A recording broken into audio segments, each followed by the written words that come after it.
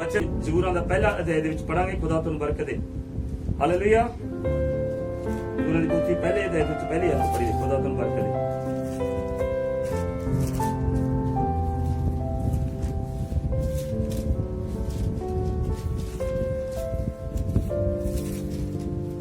पढ़ दो जी पहला लफ्ज़। धन है वो मनुख हाँ जी ਜਿਹੜਾ ਦੁਸ਼ਟਾਂ ਦੀ ਮੱਤ ਉੱਤੇ ਨਹੀਂ ਚੱਲਦਾ। हालेलुया। ਅੱਜ ਦੁਨੀਆ ਧਨ ਹੋਣ ਨੂੰ ਫਿਰਦੀ ਹੈ ਔਰ ਦੁਨੀਆ ਚਾਹੁੰਦੀ ਹੈ ਵੀ ਅਸੀਂ ਧਨਵਾਨ ਹੋ ਜਾਈਏ, ਅਸੀਂ ਵੱਡੇ ਹੋ ਜਾਈਏ, ਅਸੀਂ ਉੱਚੇ ਹੋ ਜਾਈਏ। ਪਰ ਕਿਵੇਂ ਹੋ ਜਾਈਏ?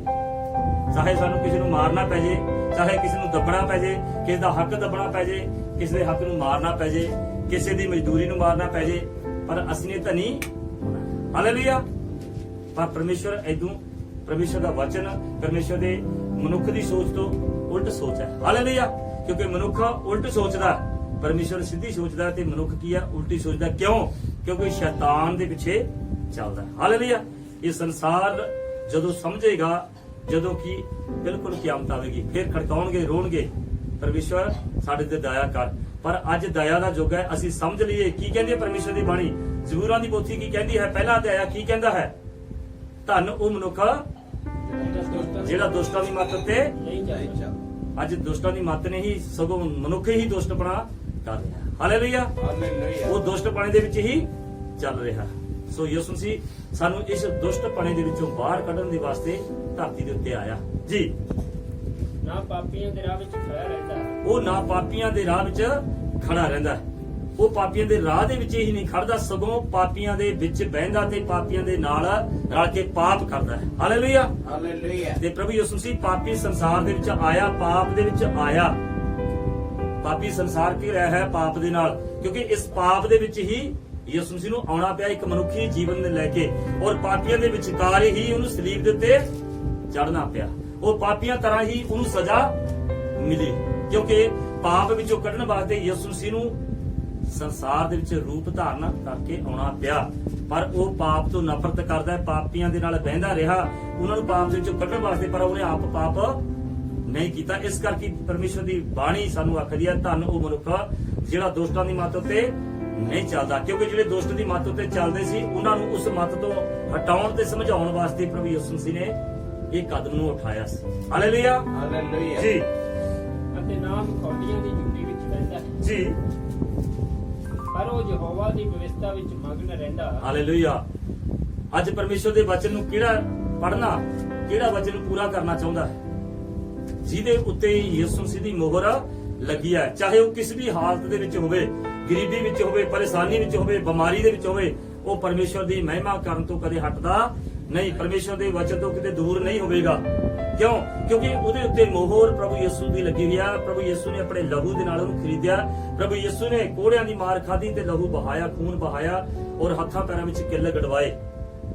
ਤੇ ਉਹ ਮਨੁੱਖ ਕਦੇ ਵੀ ਦੋਸਤਾਂ ਦੀ ਮੱਤ ਤੇ ਨਹੀਂ ਚੱਲੇਗਾ, ਕਦੇ ਵੀ ਮਖੌਲੀਆਂ ਦੀ ਜੁੰਡੀ ਵਿੱਚ ਨਹੀਂ ਬੈਠੇਗਾ। ਉਹਦੇ ਕੋਲੇ ਜਿਹੜਾ ਸਮਾਂ ਹੋਵੇਗਾ ਉਹ ਉਰਾਂ ਪਰਾਂ ਨਹੀਂ ਗਵਾਵੇਗਾ, ਸਗੋਂ ਵਚਨ ਪੜ੍ਹੇਗਾ, ਦੁਆ ਕਰੇਗਾ, ਜਾਂ ਆਪਣਾ ਦਿੱਤਾ ਹੋਇਆ ਕਰਮ ਕਰੇਗਾ ਜਿਹਦਾ ਪਰਮੇਸ਼ਰ ਨੇ ਉਹਨੂੰ ਪਰਿਵਾਰ ਦਿੱਤਾ ਹੈ। ਉਹਨਾਂ ਬੱਚਿਆਂ ਦੀ ਪਾਲਣ ਪੋਸ਼ਣ ਕਰੇਗਾ ਜਾਂ ਆਪਣੇ ਕਾਰੋਬਾਰ ਨੂੰ ਅੱਗੇ ਵਧਾਉਣ ਦੀ ਸੋਚੇਗਾ। ਪਰ ਪਾਪ ਕਰਨ ਦੀ ਕਦੇ ਸੋਚੇਗਾ ਨਹੀਂ। ਨਾ ਦੋਸਤਾਂ ਦੇ ਮੱਤ ਦੇ ਵਿੱਚ ਜਾ ਕੇ ਬੈਠੇਗਾ, ਨਾ ਖੁੰਡ ਚਰਚਾ ਦੇ ਵਿੱਚ ਬੈਠੇਗਾ। ਕਿਉਂ? ਕਿਉਂਕਿ ਉਹ ਪਰਮੇਸ਼ਰ ਦੇ ਵਚਨ ਨੂੰ ਜਾਣਦਾ ਤੇ ਡਰਦਾ ਹੈ। ਹਾਲੇਲੂਇਆ। ਜਦੋਂ ਅਸੀਂ ਪਰਮੇਸ਼ਰ ਦੇ ਵਚਨ ਤੋਂ ਡਰਦੇ ਹਾਂ, ਪਰਮੇਸ਼ਰ ਦੇ ਵਚਨ ਨੂੰ ਜਾਣ ਲੈਂਦੇ ਹਾਂ, ਤਾਂ ਭੈਣ ਭਰਾਵੋ ਅਸੀਂ ਕਦੇ ਝੂਠ ਨਹੀਂ ਬੋਲਾਂਗੇ, ਫਰੀਦ ਦੀ ਗੱਲ ਨਹੀਂ ਕਰਾਂਗੇ। ਅਸੀਂ ਪਰਮੇਸ਼ਰ ਦੇ ਵਚਨ ਦੀ ਗੱਲ ਕਰਾਂਗੇ।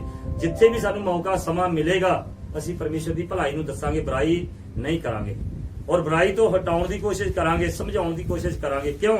ਕਿਉਂਕਿ ਸਾਡੇ ਅੰਦਰ ਇੱਕ ਉਹ ਬੁੱਧ ਦਿੱਤੀ ਹੈ ਖੁਦਾ ਨੇ, ਉਹ ਮੱਤ ਦਿੱਤੀ ਹੈ ਜਿੱਤੋਂ ਅਸੀਂ ਹਰ ਟਾਈਮ ਤ੍ਰਿਪਤ ਰਹਿਣੇ ਜਾਣਦੇ ਹਾਂ ਕਿ ਜੇ ਅਸੀਂ ਨਿਰਬੁੱਧੀ ਦੇ ਵਿੱਚ ਜਾਂ ਗਲਤ ਸੋਚ ਵਿਚਾਰ ਕਰਾਂਗੇ ਤਾਂ ਸਾਡਾ ਹਾਲ ਕੀ ਹੋਵੇਗਾ, ਦੁਨੀਆ ਦਾ ਹਾਲ ਕੀ ਹੋਣੇ ਵਾਲਾ ਹੈ। ਸਾਨੂੰ ਪਰਮੇਸ਼ਰ ਨੇ ਇੰਨਾ ਕੁ ਗਿਆਨ ਦੇ ਦਿੱਤਾ ਹੈ। ਸੋ ਸਾਡੀ ਕੋਸ਼ਿਸ਼ ਰਹਿੰਦੀ ਹੈ ਕਿ ਅਸੀਂ ਹਰ ਵੇਲੇ ਦੁਨੀਆ ਨੂੰ, ਕਿਉਂਕਿ ਯਿਸੂ ਮਸੀਹ ਨੇ ਆਖਿਆ ਤੁਸੀਂ ਜਾਓ ਸਾਰੀ ਸ੍ਰਿਸ਼ਟੀ ਦੇ ਵਿੱਚ ਸੁਭ ਸੰਦੇਸ਼, ਖੁਸ਼ਖਬਰੀ ਦਾ ਪ੍ਰਚਾਰ ਕਰੋ। ਸੋ ਸਾਨੂੰ ਪ੍ਰਚਾਰ ਕਰਨਾ ਚਾਹੀਦਾ।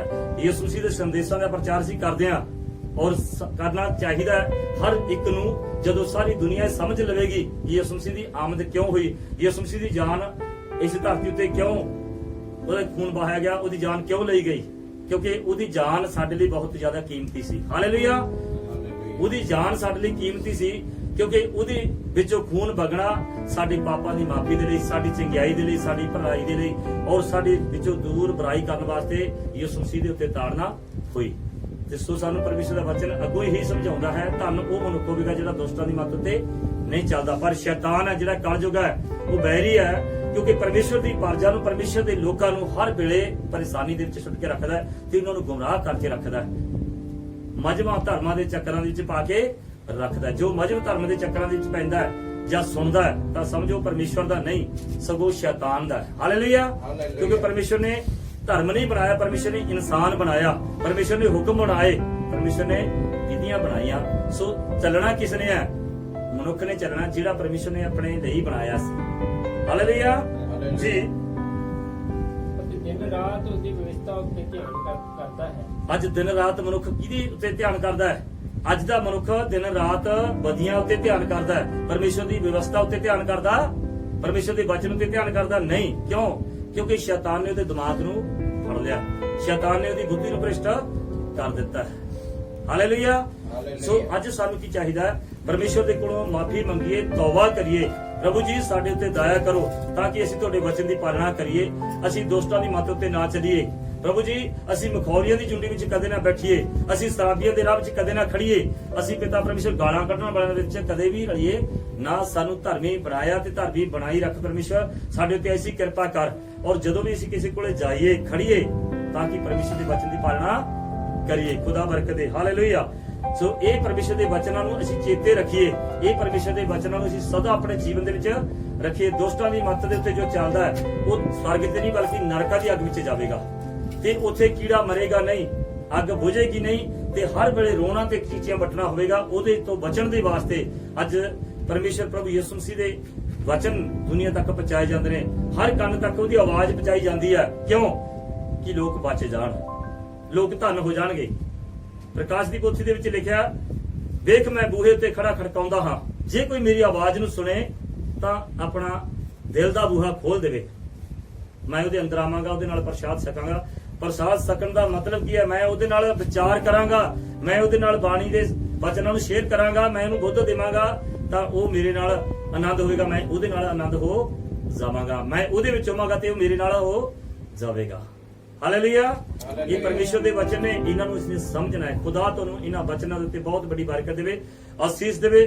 ਔਰ ਪਰਮੇਸ਼ਰ ਦੇ ਵਚਨ ਨੇ ਜਿਹੜੇ ਬਹੁਤ ਹੀ ਸਾਡੇ ਲਈ ਜ਼ਿੰਦਗੀ ਲਾਭਦਾਇਕ ਲਈ ਨੇ ਔਰ ਸਾਡੇ ਜ਼ਿੰਦਗੀ ਦੇ ਵਾਧੇ ਦੇ ਲਈ ਨੇ। ਇਸ ਜ਼ਿੰਦਗੀ ਦੇ ਵਿੱਚ ਅਸੀਂ ਅੱਗੇ ਵਧਣਾ ਹੈ। ਜਿਹੜਾ ਸਮਾਂ ਸਾਨੂੰ ਅੱਜ ਪਰਮੇਸ਼ਰ ਨੇ ਦਿੱਤਾ, ਹੋ ਸਕਦਾ ਕੱਲ ਕਿਸੇ ਕੋਲ ਸਮਾਂ ਨਾ ਆਏ, ਔਰ ਜਿਹਨੇ ਅੱਜ ਫਾਇਦਾ ਨਾ ਲਿਆ ਉਹ ਕੱਲ ਨੂੰ ਫਾਇਦਾ ਕਿੱਦਾਂ ਲਵੇਗਾ। ਸੋ ਸਾਨੂੰ ਚਾਹੀਦਾ ਹੈ ਪਰਮੇਸ਼ਰ ਦੇ ਵਚਨ ਦਾ ਅਸੀਂ ਫਾਇਦਾ ਲੈ ਲਈਏ, ਪਰਮੇਸ਼ਰ ਦੇ ਵਚਨ ਦੀ ਅਸੀਂ ਪਾਲਣਾ ਕਰਕੇ ਜ਼ਿੰਦਗੀ ਪਾ ਲਈਏ, ਬਰਕਤਾਂ ਲੈ ਲਈਏ, ਕਿਉਂਕਿ ਪਰਮੇਸ਼ਰ ਬਰਕਤਾਂ ਦੇਣ ਦੇ ਵਾਸਤੇ ਆਇਆ ਹੈ। ਪਰਮੇਸ਼ਰ ਦਾ ਵਚਨ ਦੀ ਜਦੋਂ ਅਸੀਂ ਪਾਲਣਾ ਕਰਦੇ ਹਾਂ ਤਾਂ ਸਾਡੇ ਤਦੇ ਬਰਕਤਾਂ ਹੁੰਦੀਆਂ ਨੇ, ਔਰ ਤਦੇ ਅਸੀਂ ਬਰਕਤਾਂ ਦੇ ਵਿੱਚ ਮਾਲੋ ਮਾਲ ਹੁੰਦੇ ਹਾਂ, ਤੇ ਤਦੇ ਹੀ ਸਾਡੇ ਦੁਆਰਾ ਪਰਮੇਸ਼ਰ ਆਪਣੇ ਕੰਮ ਨੂੰ ਅੱਗੇ ਵਧਾਉਂਦਾ ਹੈ। ਸੋ ਰੱਬ ਤੁਹਾਨੂੰ ਬਰਕਤ ਦੇ, ਅਸੀਂ ਦੇ ਮੇਰੇ ਵੱਲੋਂ ਸਾਰੀ ਸੰਗਤ ਨੂੰ ਔਰ ਸੁਣਨੇ ਵਾਲਿਆਂ ਨੂੰ ਸਭ ਨੂੰ ਪਰਮੇਸ਼ਰ ਆਸੀਸ਼ ਦੇਵੇ, ਬਰਕਤ ਦੇਵੇ, ਦਿਨ ਦੁਗਣੀ ਰਾਤ ਚੌਗੁਣੀ ਆਸੀਸ਼ ਮਿਲੇ। ਯਿਸੂ ਮਸੀਹ ਦੇ ਨਾਮ ਚ ਮੰਗਦੇ ਹਾਂ, ਆਮੀਨ ਆਮੀਨ।